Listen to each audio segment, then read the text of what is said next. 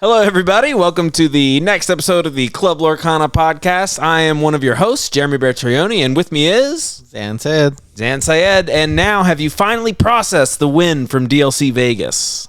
No. What? You can't just say you haven't processed it forever. I mean, it feels like a dream still. I still can't believe that I won. I mean, winning any 2,000 plus tournament or 1,000 plus tournament, it just doesn't...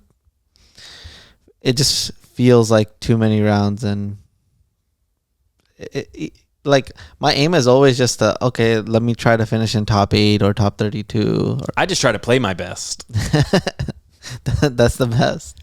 I'm much more, I guess I have a better mindset than you. Yeah, your mindset's pretty good. Except for the record thing. What do you mean? That's part of it. Well, I'm trying to untrain you. So for those of you that don't know, whenever you come up to me in a tournament, one mistake that a lot of people make is they say, hey, what's your record? And I always greet them with like a large, like, don't ask me about my record. Because I think that if you keep your record in mind during tournaments, you'll put different weight on different matches when what you really need to be doing is playing your best. So I prefer to think about what the next play is, what the correct thing to be doing in my game is, playing the game I want to play. And I don't want to think about where I am in the tournament, because then you end up doing things like playing win and ends. And I don't think I think matches are already hard enough. I don't think one should be harder than another. And everyone will tell you that win and ends are the hardest. Yeah.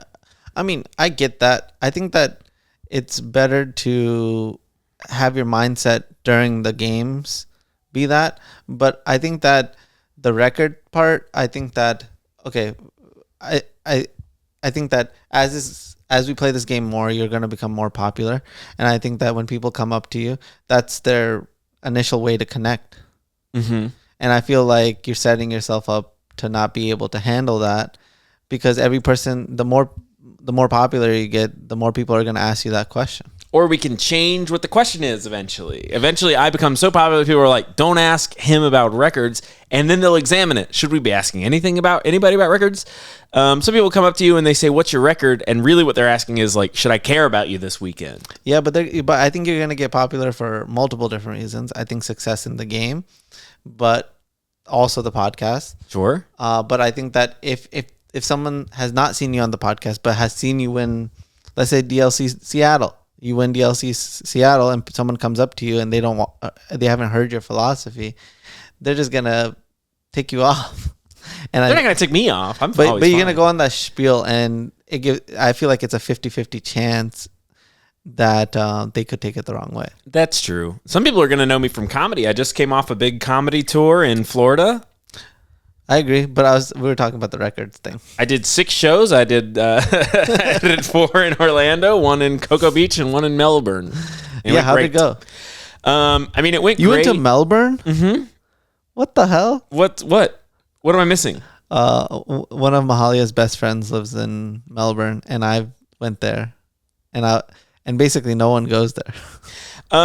They have a great venue. It's called Pineapples. They have a show, Moon Room, every Tuesday night. If you're in Melbourne, Florida, go to Moon Room. It's amazing. I burned it down. Did you have the pineapple ice cream that they're famous for? No. Oh man, they have really good bagels there too. Surprisingly, it's crazy. In Melbourne or in Pineapples? In Melbourne. Oh, okay. I burned it down. I completely killed the audience in Melbourne. Mm-hmm. It was like honestly fantastic. I got a little bit hackier than I'm used to, just to sort of play to the audience in Florida. I did jokes that I knew people would like. Yeah, I heard you have to be more crass in Florida. A little bit. It's definitely true. I was a little bit more crass toward the end of my tour than I usually am. But the tour went great. You know, I hope to book more tours. I want to do one in Baltimore next, because they also have like a bunch of good shows, and I've heard that scene is good. And I could stay there. Right now, the economics of it are I can only book in a city where I can stay for free. So like Baltimore and surroundings, I could do like a little. You should try Austin again. I could stay with Zed. Yeah. I could stay with Elliot. Yeah, I mean, like, that town is great for you. Yeah. I mean, Austin would be good. But anyway, I just got off of that tour, so maybe people are going to recognize me from comedy now.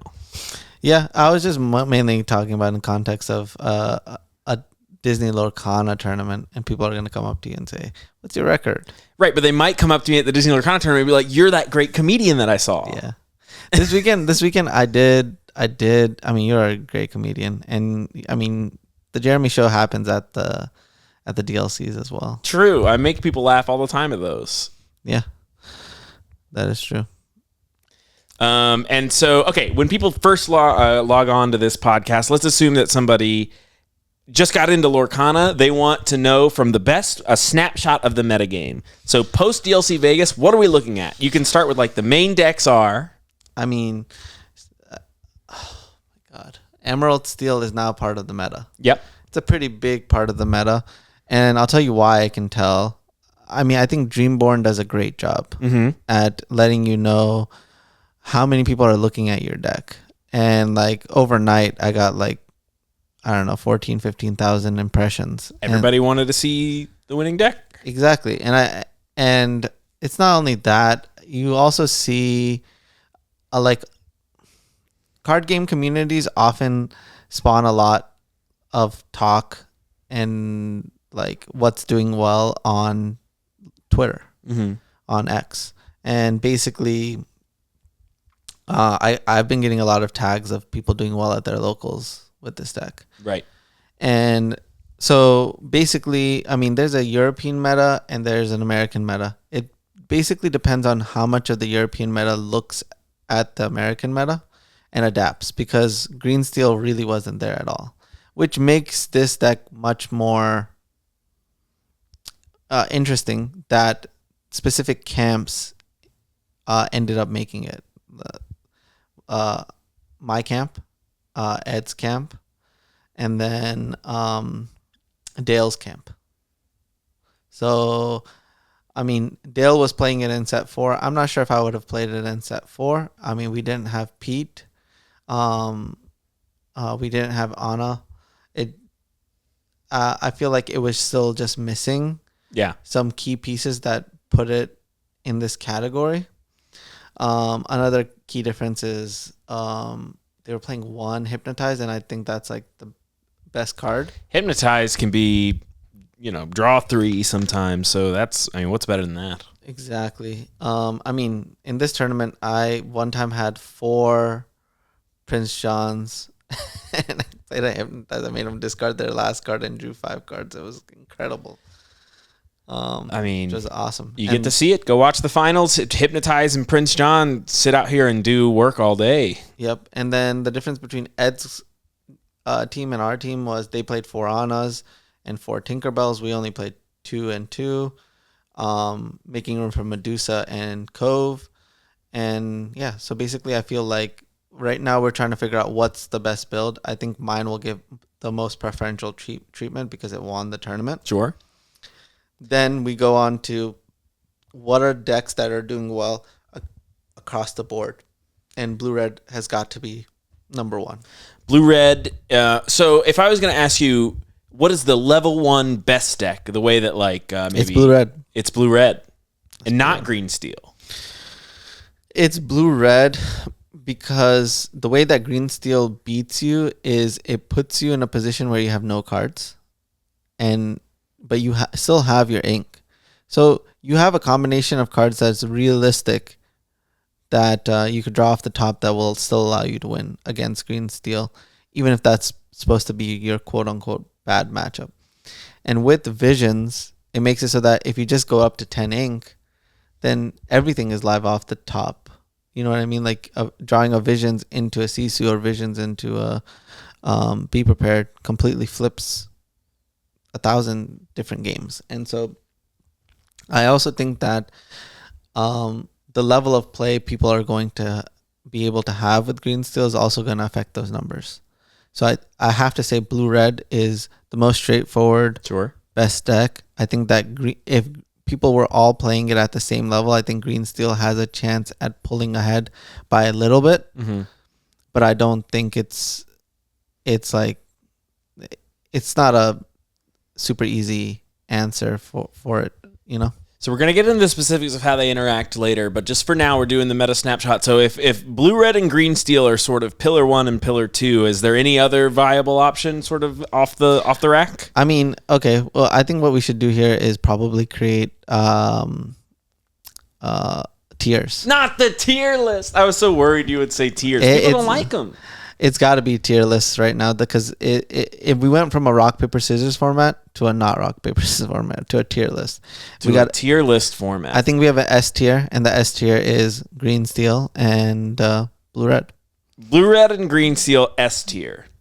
So let's do after S. Is it A? All right, let's go with A. Some people like the double A after S. I didn't know what you wanted double A, to do. just A. I would say purple red is in that category. Purple red and A tier. That's good. That was my next guess. I think amber steel is in B tier. Yeah, me too. But is there anybody else in A? That's what I'm trying to figure out. Well, what about purple green? Well, purple green is good against purple red and good against red blue in theory. Red blue in theory. And then I think that it's bad against green steel. I mean, really bad against green steel. And I think it's really bad against amber steel. So okay, so probably that's going to sit in B as well. Because it just has horrible matchups. I think the first three that we've mentioned against each other, there's a interplay and you have like a couple 60-40s. But I don't think that the top three have any just outright horrible matchups.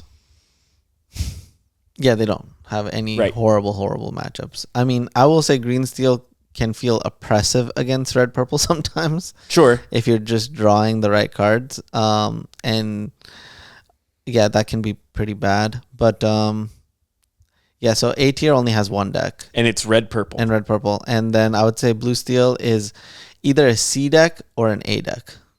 Interesting. But right now it's at C deck. It needs more, like it needs like a deck list that consistently places. I haven't seen a list either that I'm really, some people are running 2 Argus and that just feels like so disjointed. Either this is part of the plan or it's not. You know what I mean? I mean, yeah, I like 2.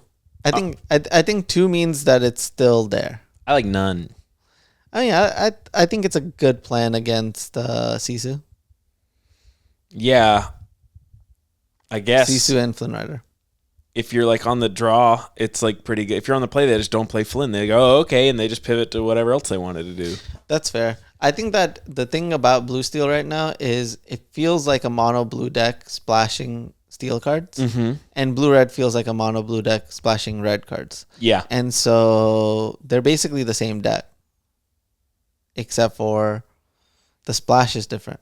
So okay, you know what I mean? Like the splash is like so little. You know what I mean? Like it's like 10 cards. Right. It's feeling like it's a 50 card blue shell. Well, the blue package of ramp into the most powerful thing you can be doing is like very good as long as it's the most powerful thing you can be doing. Blue right now, I think, in design wise, needs more legends to do at the top end. If you're advertising you as the blue as the like basically the top end color, right now we only have items that don't just like die to whatever. We need some more big blue things that you just can't ignore, and the decks will start to look different. But for now, I mean, Lucky Dime is king of Lorcana. Yeah. The only color that can get rid of it is blue. Yeah. I think that there might be a secret red steel list. Okay. And I think that deck could potentially be an A deck or maybe an S deck. So you're playing Benjas to get rid of that Lucky Dime? No, I actually cut the Benjas. So there was a top list that top 64. I remember the red steel list. Yeah, top but 64. I don't remember the name, which I feel bad about. But it is what it is. Shout out to Red Steel DLC top 64 competitor. You had a cool deck. At least we think you do. It's possible that wasn't the deck they played that day. What do you mean? If they registered that deck and then changed their mind and registered a second, more normal deck, then we would only still see that first deck.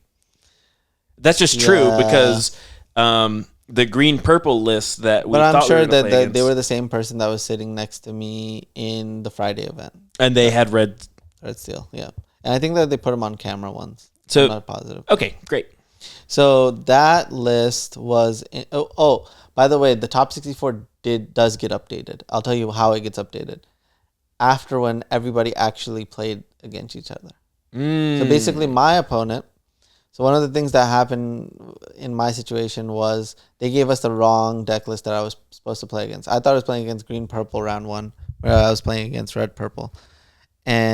But now if you go look at the top 64 Dreamborn, it'll show you the correct deck list. For 33, they have red purple. Yep. Perfect. That's great. So there that red steel would be correct now if you went on there. Perfect. So he guaranteed top 64 with red steel. Shout out to him. Talk to me a little bit about this deck. What I know that did it have? Tell me about it. Okay, so it doesn't play any actions. Period, which is really interesting. But it's starting to seem like the location strategy is starting to come together, which I really like. So what I saw that I really liked was, okay, so the 1-drop is the 2/1 dwarf. That has resist 2 if it's at a location. No, it gains evasive every turn. Oh, okay. It costs 1. Great. 2/1. And then Robin Hood.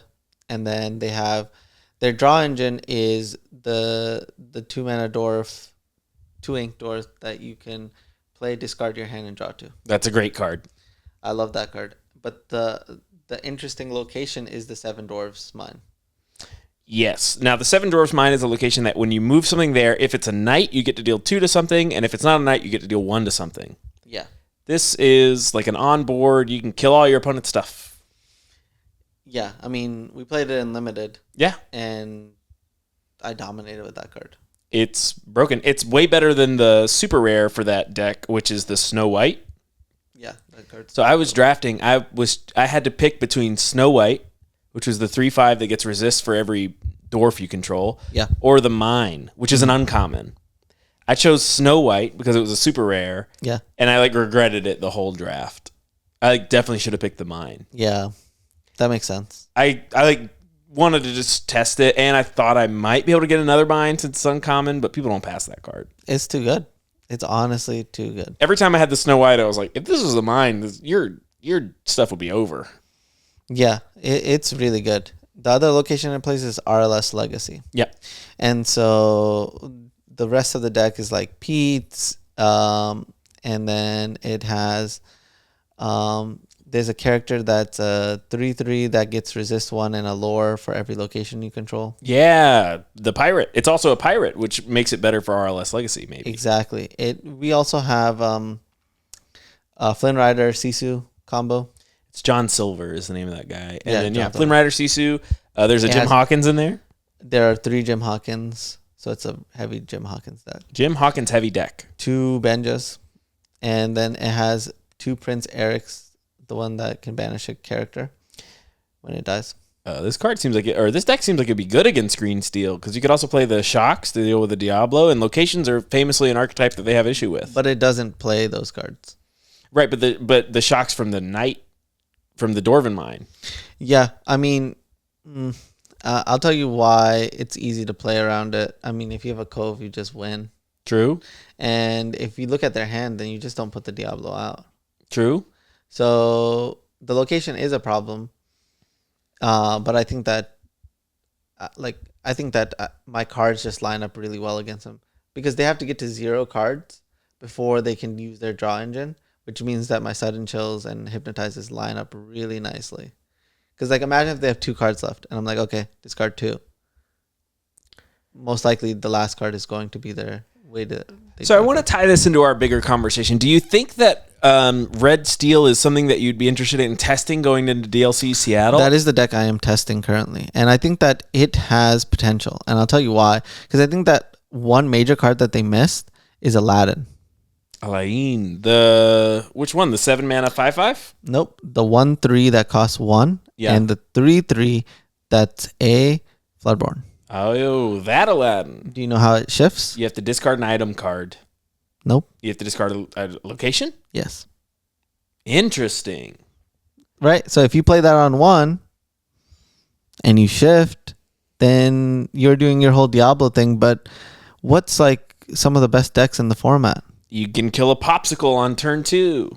That'd be funny. Exactly. So you can kind of just completely take over with an Aladdin package. Or even better, a Vitalosphere. Is the new Aladdin a knight? I haven't seen that. Almost certainly not, but he is riding an elephant, which is a very knight thing to do. Yeah, it would be cool if it was a knight. That would make it actually good. I think most knights are just those dwarves and like the Cinderella stout-hearted. I'm going to look it up right now, but that shouldn't disrupt this conversation. I doubt it, though. But yeah, so that's one card that it wasn't playing that I feel like it's missing, and I just added it. And with that being said, I would probably play like Let the Storm Rage on just to add more flow to the deck. I mean, I think that card is so good. I got a picture. It's a hero only. Edge. Floodborn hero, but it does have armor and is riding a mount, which in Magic the Gathering makes things a knight. Wow. They just put knight on every card that's riding anything. Yeah, that is super cool. It's interesting. So let's talk about the testing process for DLC Seattle. What kind of like answers are you looking for, and like what are you trying to get? And this is to maybe like help the viewers at home who are also interested in testing. I want to say most likely that this is the metagame. We're not going to be able to iterate more than this. Okay. So spend most of your time testing these decks and trying to figure out which one you win with the most and which one you feel comfortable against most of the matchups.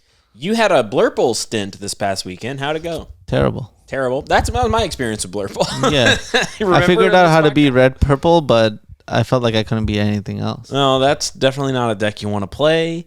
So these are the main decks. Maybe do a little bit of experimenting. And then so now we can talk about how the decks interact with each other. Mm-hmm.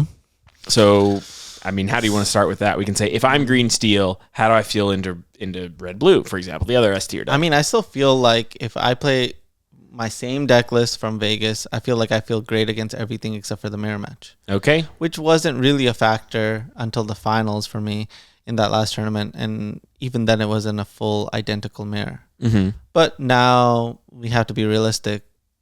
It's going to be a real factor. So let's say it ends up being 15%. Let's say 10%. It's still, that's a lot. It's huge. Right? Like as opposed to 6% and most of the list not being your exact 60. So what do you think green steel can do to get into the mirror? Are they playing Cusco? I don't think that I think that changing the deck list makes you worse against everything else. Okay. And so I think that you don't change the deck list and you just try to play better. Or just get completely destroyed by them drawing better than you. Sometimes that can happen with green steel. It just does. Dang it. And in the finals, I was literally like, this is a coin flip. The play and draw doesn't matter. It's all about the draws off the top of the deck. Yeah. And so that's what I dislike about the deck. But at the same time, if you're good against everything else and you have the capacity to beat everything else, and if you draw harder than the sun, this is the deck that will let you win any tournament. Sad. That means I have to play a different deck. That's fair. You are a red-purple person at heart. I like red-purple. I've been testing sort of more like Tarek Patel's list, where I'm playing Pascal's, maybe a little lower to the ground. How do you feel if you're playing green steel against something like that? I feel like that puts me in a better spot. Yeah. Just because I think that the aggressive angle is not the way I lose. The way I lose is when they play like they did against Bucky in the Bucky era, where they're just trying to keep cards in their hand and try to wrath you once. People are back in that play pattern because as I've been playing red, purple into green steel, I've been playing in the Bucky era where I'm just like not drawing cards, make sure I mulligan every card that can't kill Diablo, and then I only play cards that draw cards until I wrath. Exactly. Great. It's been going great. That's the plan. And I like that plan. Obviously we have ways to play around that. Ursula and Prince John and Sudden Chill, you can match us on cards now, which I feel like for some reason wasn't the case before. I don't know why it got so much better. Because they didn't play all the Prince Johns. Oh, it's Prince John. Dang it. And that guy has Ward. Is Prince John the new Bucky?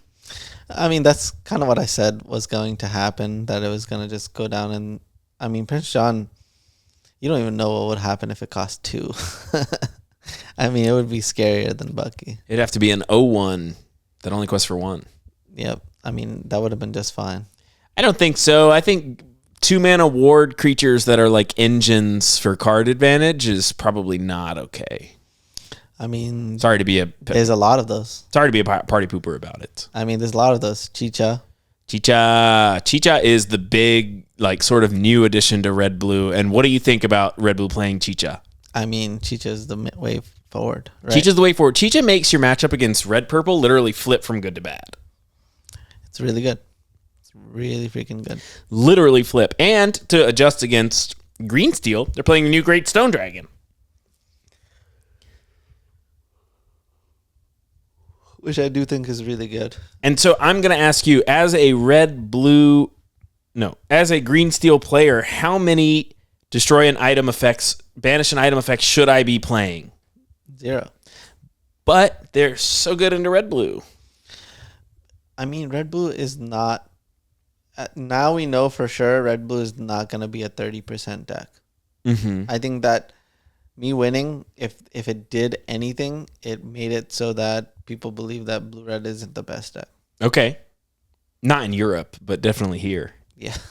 Well, in Europe, we weren't there. True. We weren't there. I'm positive that it would have made a run if we took 5 people there with this list. So you still think... So Green Steel, if it truly only has the bad matchup of the mirror, it belongs in like its own tier. That would be a tier 0 deck. What do you mean?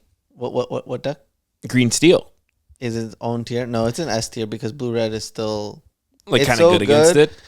The thing about Blue-Red is it's being targeted and it's still converting positively. That doesn't usually happen. Sure. Right? The only other time that happened was with Bucky. We don't know what's going to happen when people adapt to Green Steel. I mean, who knows? People might start playing Magicka, which happened in testing. What does that do? It prevents like discard or something. Oh, great. It's a 4-drop. Oh, no. It's a 2/5. I'm slamming it in my decks. I know. Just so you're aware. I just learned about it, and I love that. Yeah, it's just like, oh, this person plays a discard. No, doesn't work. Wow, Magicka.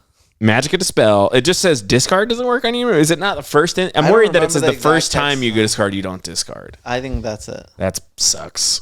That's really good. I hate that they can break through it with a ton of discard. Yeah, but the card is so awful that 4 mana, inkable. You could shift it if you had, but the shift Magicka only cares about items. So this sounds like Blurple Tech. I guess.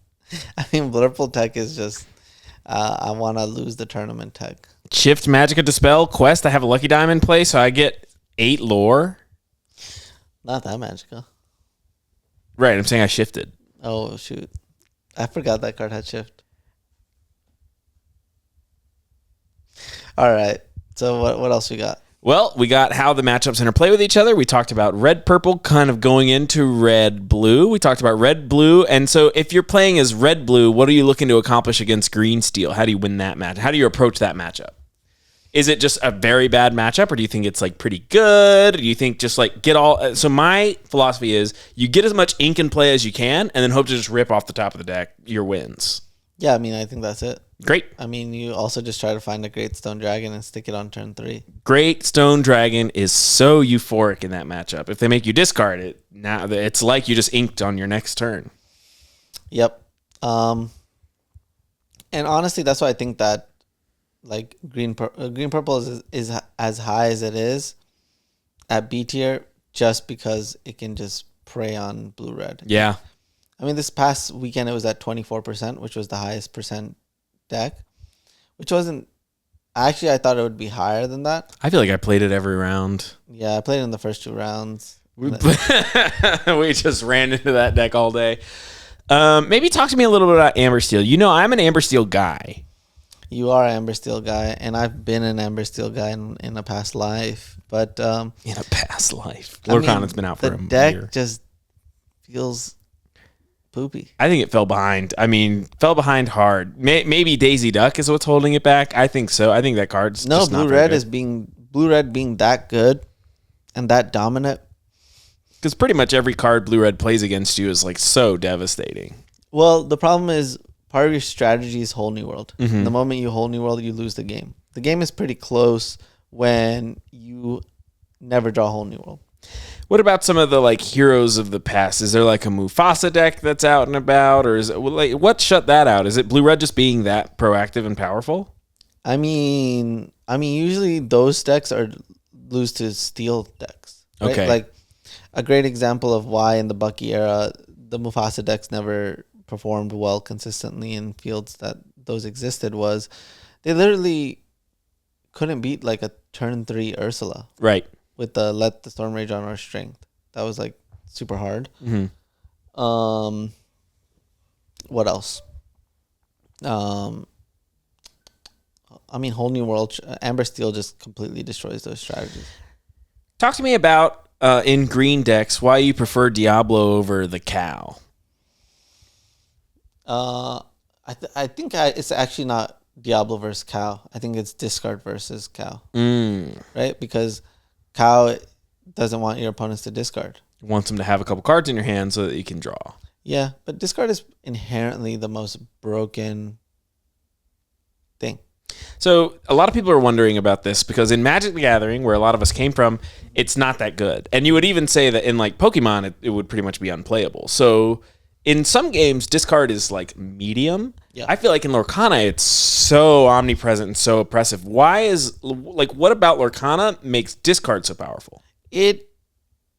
I actually got it wrong at the beginning of the game. Sure. And I'll explain why. Because every card is real. But I used to think that if every card is real, then discard doesn't matter. But actually, if every card is real, discard is more important. But in Magic or Pokemon and all these other games, you can draw garbage. Yeah. Right? Cards that are actually close to zero value, like lands after your 6th land in a lot of different decks, Sure. are like completely zero value. And so discard, if you make them discard that, it's nothing. Or if you Thoughtseize and their hand is nothing, it's nothing. Nothing. It's actually a negative. You just lost 2 life. So, I mean, in this game, discard is like, it's closer to Liliana Okay. plus, which makes you discard regardless of what the freak it is. But it's like every card is real. Like losing every card, and it's much easier to make someone discard in this game than it is to draw cards. Mm-hmm. Like just think about me playing Sudden Chill and them playing Rabbit and picking up Rabbit. That Woof. took a lot of work. But playing a rabbit and picking up a rabbit costs so much ink, it's crazy.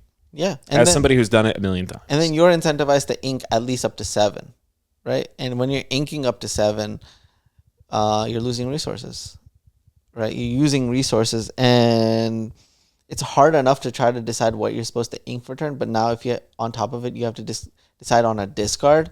That's like the hardest decisions of your life. It's tough. And I'm going to tell you right now, I feel like my opponents don't know what they're supposed to discard. A lot of times, I'll talk about like this crazy sequencing thing that people don't take into account.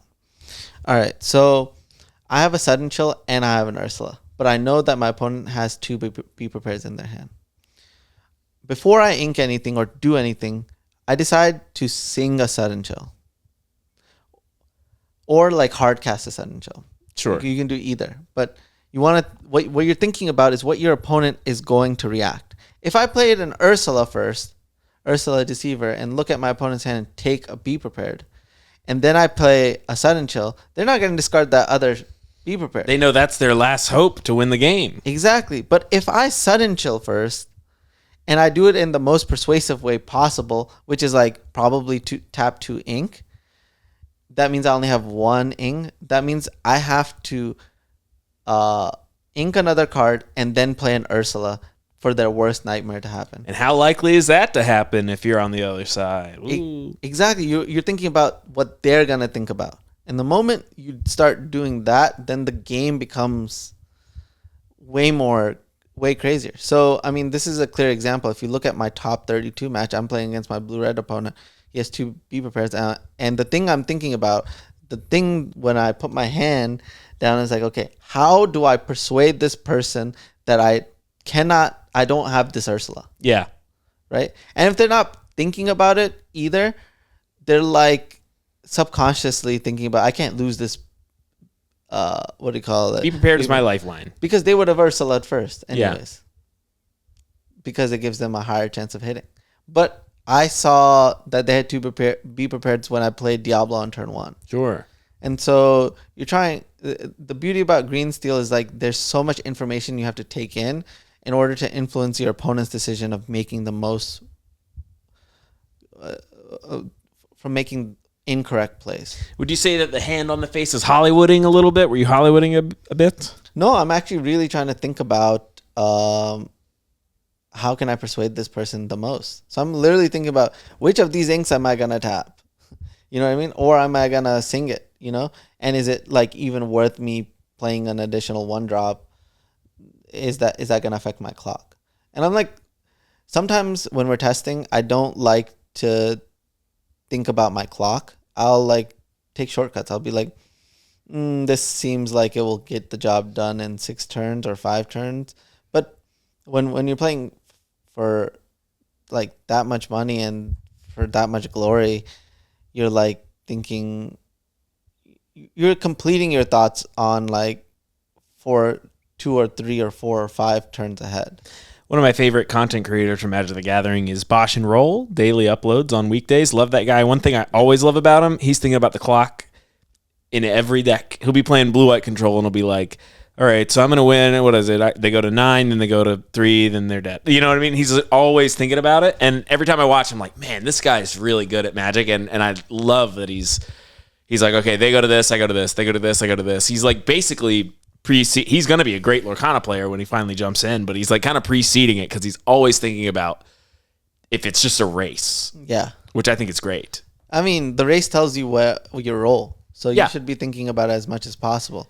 But when you're trying to play a large sample size of games, I will take a loss without expending that extra energy just to get in more games. Mm-hmm. But when I'm playing in the tournament and everything's on the line, I'll take the extra 2, 3, 4 percent brain power to really figure it out. How important to you are the upcoming set championships?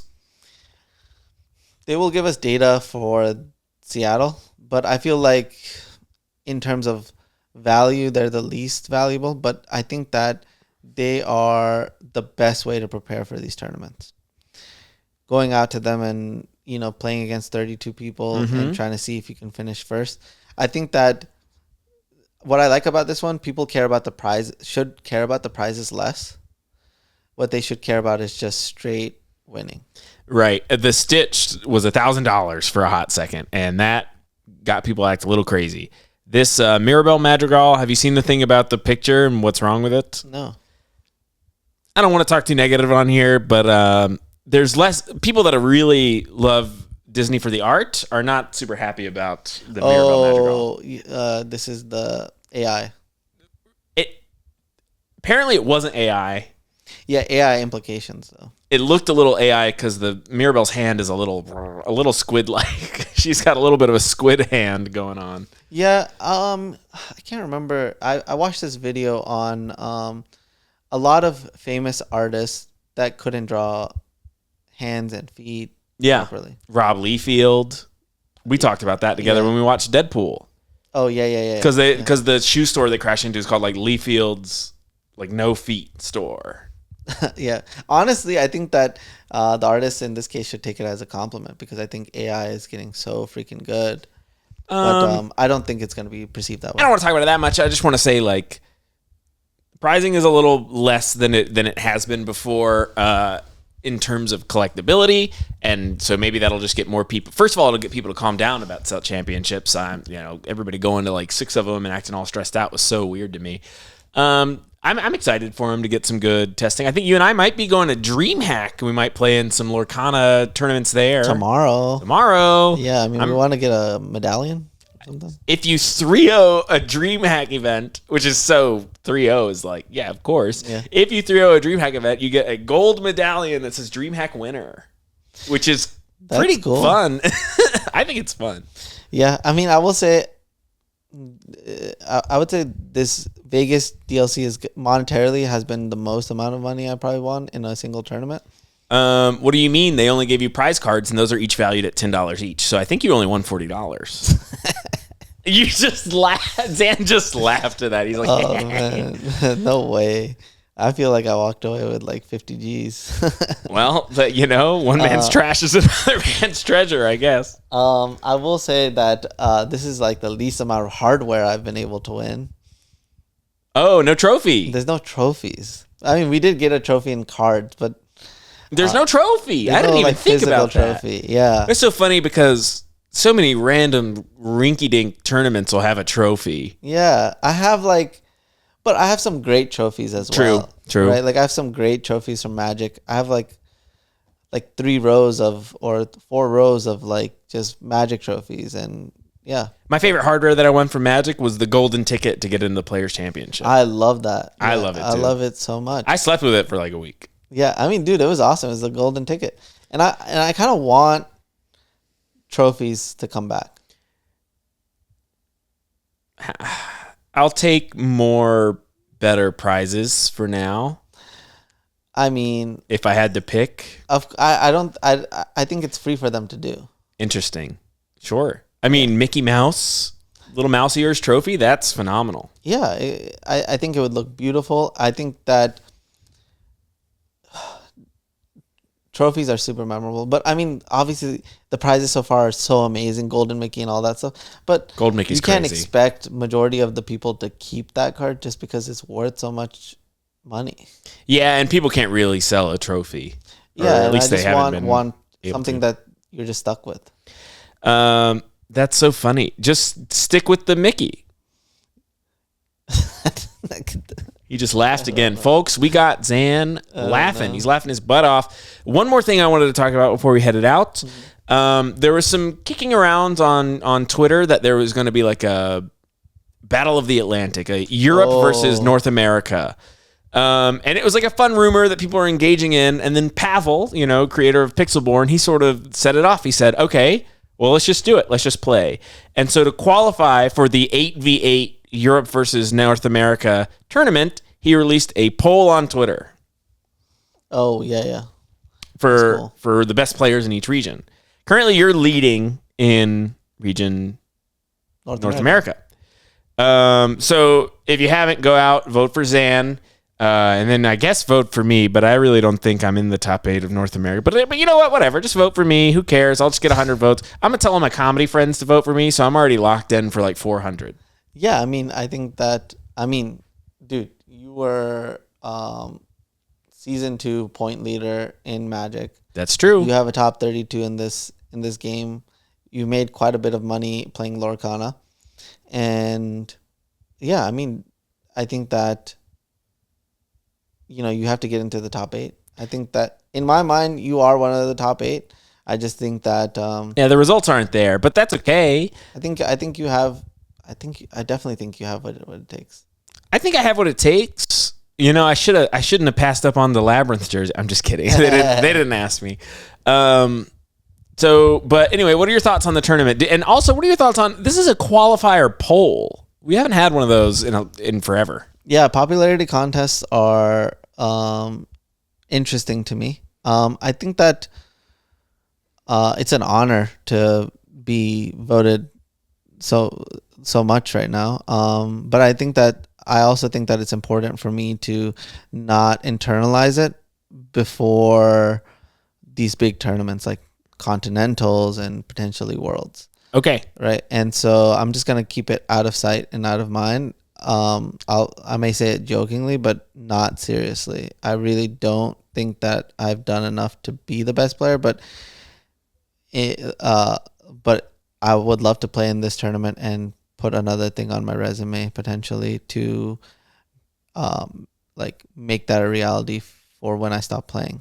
Lorcana's so young, so all anyone's doing right now is resume building. We won't know for a little while. I mean, if Lorcana continues to grow and be the way that it is for years to come, I can't imagine not playing it until I die. Okay. No, I would do this as retirement. You know how people golf and stuff. I would just go to every Lorcana thing ever. I love Lorcana so much. I mean, all of this is just a dream. It's crazy. Yeah, you think it's funny? I do think it's funny. Oh, great. I thought I was done with card games. Me too. Yeah, after Magic betrayed us. Oh, sad. Well, on a sad note, I mean, I'm all cleared up. You all ready? Yep. All right, so you tell them where to find you. Where can we follow Zan Syed? You're already here. Oh my gosh. And if you could just follow me on Twitter, I have so many fewer followers than Zan, it burns me up at night. MOX Jeremy, that's Mox, like a Mox, and then Jeremy. Find me on Twitter. I also talk about comedy there sometimes, but mostly if you want to follow my comedy, it's just my name, Jeremy Bertarioni, on Instagram. I am probably going to start posting more there because so many people on my tour were like, I got to see you on Instagram more. Yeah, you got to send me your Instagram. Just send me the link just as a reminder. So Sure. I'll put it. I always put your Twitter handle in the description. So Yeah, I think Instagram's going to be comedy and Twitter's going to be card games is what I'm thinking. Right now, I'm still a little precious about comedy. It's still my art, so I hate like putting it on social media. But I'll be phasing it in this month. Let's say by the end of October, I'm going to have like maybe a couple clips and weekly uploads. dude, I'm so excited for that because I feel like people get introduced to that side of you when they meet you in person, and I just want them to be able to be like, and they're left with like, oh, I want a little bit more of that in my life, and I can totally imagine them looking at videos, but you never posted it, and I'm so glad that you're gonna do it. Comedy to me is such an ethereal art form. You know, it'd be like if I was a live music performer and I was just like, you know, it's never going to be as good as you being there. Travis, he does a lot of the casting. He's on the casting team right now for Lorcana. Mm-hmm. He came to see one of my shows. Yeah, good friend Travis. I mean, we've known him since the SCG tour. Mm-hmm. He I didn't get a trophy for finishing player of the year, and he got me a small trophy for that. He made that. So it's fun. Yeah. So he understands the value of hardware. All right. But he came and saw me, and at his show there was like a really crazy heckler, like a guy who was really? heckling everybody so bad. Yeah. He would like talk through people's whole sets at him, and they would be like screaming and upset. He eventually got kicked out. But before he got kicked out, it was my turn to be on stage. And I said like one thing to him and he shut down. In my head, I was like, dang, dude, everyone else, he put up so much of a fight. But I have my soft psychology and my card game skills. So I basically made him think he was on my team. And then he was on your team now. There. You guys are on the same team. That's so true. All right. So that's where you can find us. This has been another great episode of the Club Lorcana podcast. Follow us on, get on the Discord. There's a lot of good discourse happening on there, and, follow us on social medias. And thanks so much for listening. This has been really great. You guys have come up to me at the events, and that's been fun. Come up to Zan, get a picture with him. I'll hold all of his stuff, I guess. I guess that's what I do. Cool beans. Yeah. Bye, everybody. Peace.